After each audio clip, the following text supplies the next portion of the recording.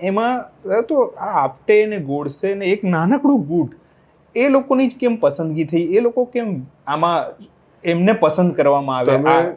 હા, ગોપાલ ગોડસે જે એના સ્મરણો લખ્યા છે, અચ્છા, એમાં એક બહુ ચોંકાવનારી એને વાત કરી છે કે એવું નહોતું કે જો 20મી પછી આપટે ને ગોડસેને અરેસ્ટ કરી લીધા હોત તો નિષ્ફળ થયું હોત.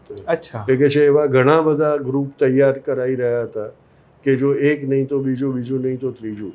પણ નથુરામ અને આપટે સફળ થયા પછી તમે જુઓ તો સરકારે 24 કલાકની અંદર RSSના લોકો પર અને શાખાઓમાં રેડ કરીને બધાને અંડરગ્રાઉન્ડ જવા પર મજબૂર કર્યા હતા.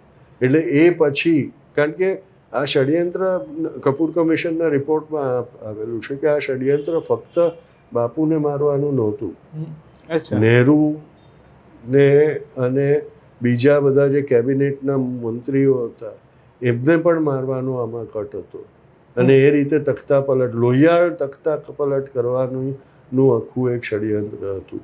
એટલે મારું માનવું છે કે ઘણા બીજા પણ ગ્રુપ્સ તૈયાર કરવામાં આવ્યા હતા કે જે લોકો કાં તો જુદી જુદી જિમ્મેદારીઓ નિભાવે, કાં તો જો પ્રયાસ નિષ્ફળ થાય તો બીજું ગ્રુપ તરત પોતાને નો પ્લાન કરેલો પ્રયાસ કરે.